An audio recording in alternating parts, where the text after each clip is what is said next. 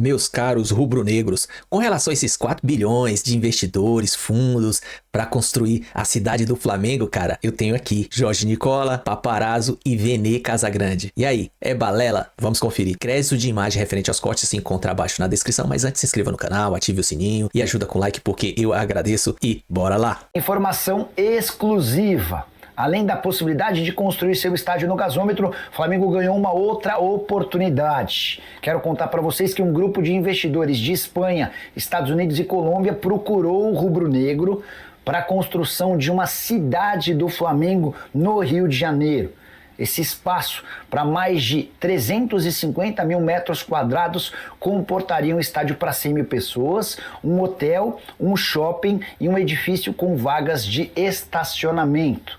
O projeto é avaliado em 4 bilhões de reais. E o Flamengo não precisaria investir nem sequer um centavo, toda essa grana sendo investida pelo fundo, que exploraria durante 15 anos essa arena multiuso na parte de entretenimento. 100% das receitas do futebol ficariam exclusivas para o Fla, que ainda teria direito a uma pequena participação em relação à parte de entretenimento, com a realização de shows, de eventos esportivos como jogos da NFL, jogos de beisebol, jogos, enfim, uma série de eventos que seriam realizados nesse estádio rubro-negro para 100 mil pessoas. Olha só, o Flamengo então ganhou, né, um novo interessado aí na questão do estádio, né, segundo o Jorge Nicola, mas a gente fez aí uma apuração para trazer para vocês exclusiva. Conversei com fonte ligada à diretoria que me garantiu que não chegou nenhuma proposta, que não teve nenhuma reunião, porque o Jorge Nicola falou que tiveram 4 reuniões com relação a um fundo de investidor, um grupo de investidores que queria pagar 4 bilhões para construir a cidade do Flamengo. E o que nos passaram é que o Flamengo tem alguns clubes alguns grupos interessados em fazer o naming rights do Maracanã, que as reuniões que têm acontecido são de naming rights do Maracanã, que nada tem a ver com questão de 4 bilhões para a cidade do Flamengo, tá? Então, a informação do Jorge Nicola, não estou aqui para desmentir ninguém, mas a diretoria do Flamengo, fonte ligada à diretoria, garante que não tem ainda nenhuma proposta com relação aí, não está conversando, não está tendo reunião, nada realmente ali, como é que eu posso dizer, efetivo, né? Que algum grupo ali queira realmente pagar 4 bilhões para construir a cidade do Flamengo. Aí nos passaram o seguinte, que a cidade do Flamengo foi uma ideia que foi debatida, né, entre Pedro Paulo, Cacau Cota, Eduardo Paes, a gestão passada, a gestão atual. É uma situação que é debatida, mas que é muito difícil de acontecer porque tem vários terrenos da Caixa ali em volta. Teriam que comprar os terrenos, teriam que fazer uma série de situações. Eu acredito até que a prefeitura iria autorizar, mas o que nos passaram é que as reuniões que estão acontecendo não foram por causa desses 4 bilhões, não foram por causa de um grupo interessado na construção da cidade do Flamengo, com shopping, tudo que tem direito ali. O planejamento, o projeto, ainda é o projeto do estádio. O Flamengo ganhou tempo, assinou ali a compra do terreno, o compromisso da compra do terreno.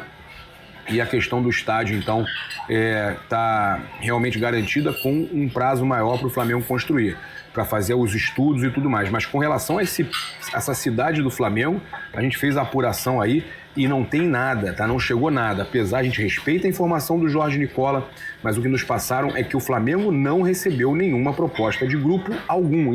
E as reuniões não eram sobre isso. Tiveram reuniões sobre questão de estádio, mas era Maracanã Naming Rights, tá? 4 ou 5 empresas interessadas no naming rights do Maracanã.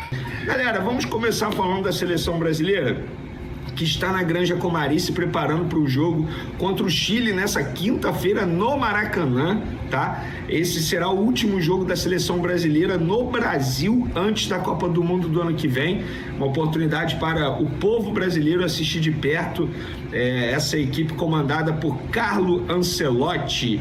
E teve jogador do Flamengo que não foi convocado oficialmente pelo treinador italiano, mas foi chamado para completar o treinamento durante 2 dias lá na Granja Comari. Trata-se de Léo Nanete, goleiro 18 anos do Flamengo, está sempre treinando no time principal, no elenco principal, fez parte do elenco da pré-temporada nos Estados Unidos, fez parte do elenco que foi para os Estados Unidos jogar a Copa do Mundo de Clubes. Agora, recentemente, no título do Bimundial Sub-20, se ele não foi um herói, foi um dos, porque ele e Iago foram os grandes destaques desse título do Flamengo, e ele foi chamado por Carlo Ancelotti para completar o treinamento durante 2 dias. E o próprio Léo Nanete falou sobre essa experiência maravilhosa, imagino, para ele deve ter sido sensacional. É um sentimento inexplicável e uma experiência única de treinar ao lado dos meus ídolos, ao lado do Tafarel. Ele me dá conselho durante o treino, foi uma sensação maravilhosa. É só ouvir e aprender ao máximo com o Hugo Souza, cria do Flamengo, e com o Bento também, que são 2 grandes goleiros que representam a nossa seleção. É absorver as informações e ver o que posso evoluir, porque tenho muito a aprender com eles. Maneiro demais. Léo Nanete é uma joia que o Flamengo precisa trabalhar. Ele tem 18 anos e ele chegou ao Flamengo aos 9 anos. Isso quer dizer que a metade da vida dele, ele passou no Flamengo até o momento. Vocês têm noção disso, gente? É muita história dentro do Flamengo e ele é torcedor do Flamengo fanático, pelo que me relataram, ele e a família dele, tá? E por falar em seleção brasileira, tem muita gente se doendo com dorzinha de cotovelo porque Samuel Lino foi chamado. Para quem não sabe, Samuel Lino não estava na primeira lista, Matheus Cunha se lesionou, Samuel Lino foi para a vaga dele. E eu tô vendo muita gente incomodada dizendo, só foi chamado porque joga no Flamengo. Não tem nada a ver, gente. É um jogador que com certeza o Carlo Ancelotti conhece, de outros carnavais lá na Espanha, inclusive. Ancelotti dos tempos de Real Madrid, Samuel Lino dos tempos de Atlético de Madrid, e o Samuel Lino já estava em pré-lista do Dorival Júnior. Tem nada a ver uma coisa com a outra. Para com essa dorzinha de cotovelo. Samuel Lino joga muita bola, inclusive vem mostrando isso desde a sua chegada ao Flamengo.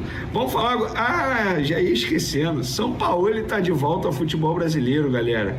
Ele vai comandar o Atlético Mineiro com contrato até 2027, dezembro de 2027. Nós estamos em setembro de 2025. Gente, na boa, eu aposto aí com quem quiser, aperta a mão aqui agora, aperta aí, tá apertado? Que ele não completa esse contrato. Vai ter uma multa rescisória, ele vai ganhar uma verbinha por essa multa rescisória, que com certeza será uma multa rescisória alta, porque o São Paulo sempre chega aos clubes dessa maneira. Confesso para vocês que até a gravação desse vídeo aqui não sei qual é a comissão técnica. Perguntei para a pessoa, até agora não obtive a resposta. Queria saber se o preparador físico, aquele que ficou famoso ao acertar um soco em Pedro, vai estar nessa comissão técnica do São Paulo, porque é um cara que o São Paulo gosta bastante. Então a gente vai acompanhando as cenas nos próximos capítulos. Será que agora ele vai pedir o Alan, a contratação do Alan? E aí, torcedor, se ele pedisse, você aprovaria a ida do Alan para o Atlético Mineiro? Dê sua opinião aí.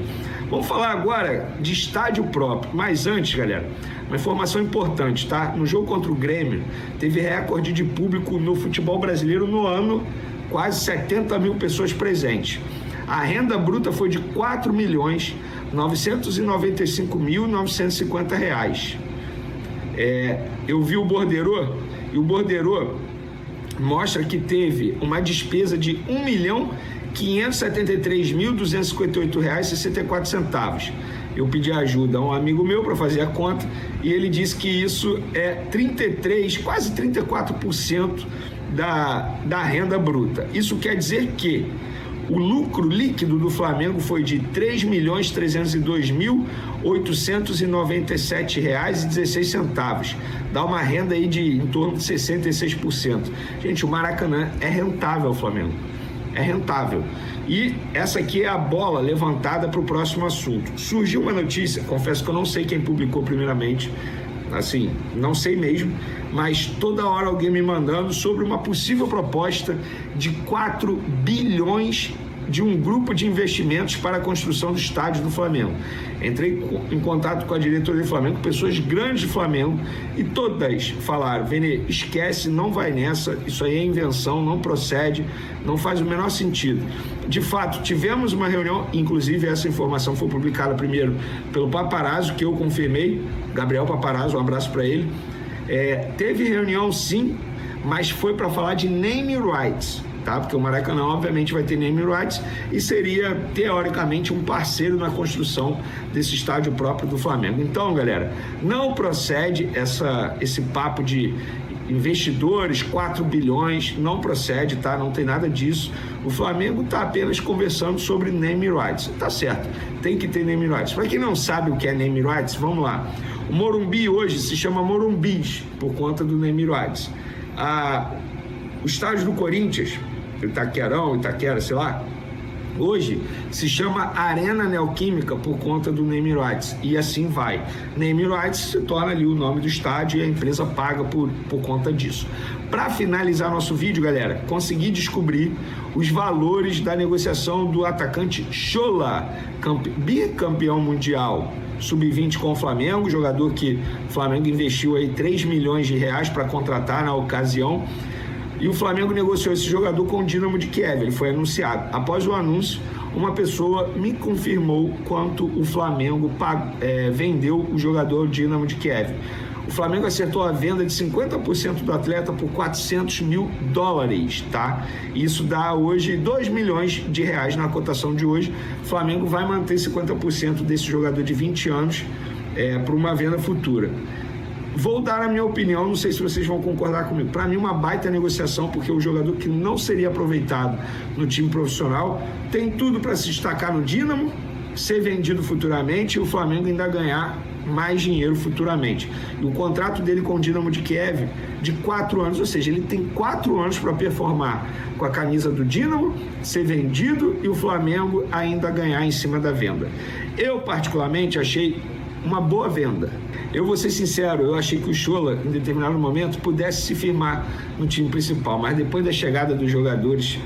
Olha, o Michael hoje, cara, o Michael não é utilizado. Foi relacionado aí no último jogo, mas não é utilizado. E eu falo Michael porque é a mesma posição, né? Jogador de beirada, atacante de beirada. Então não faz sentido eu citar o Pedro como exemplo. Falar em Pedro, para nossa audiência rotativa, o Flamengo rejeitou uma proposta de 20 milhões de dólares do Al Rayyan, do Catar, do atacante Pedro. Inclusive o Flamengo confirma que recebeu essa proposta aí na terça-feira passada, no dia 26 de agosto, e a proposta foi prontamente recusada porque o Pedro não vai ser negociado nessa temporada. Tá aí, galera, as últimas com o VD Casagrande, e nele eu confio, cara. Essa do estádio, eu já imagino aquele, o Jorge Nicola, muitas coisas que ele fala do Flamengo, eu nem dou muita atenção, mas como saiu no Flanáticos, saiu em outros canais sobre aquela notícia do Jorge Nicola, eu resolvi fazer aqui um cortezinho dele, do Paparazzo e do Vene, que eu confio. Todos têm informante lá dentro e o Vene é um dos que sempre lacra. E eu resumi todos para ver qual que é a opinião dele, e hoje ele lançou. Mas, cara, se for verdade, que seja bem-vindo. Mas vamos esperar as cenas dos próximos capítulos, beleza? Se inscreva no canal, ative o sininho, chega dando aquele like, compartilha, comenta. E tamo junto, até a próxima. Saudações rubro-negra.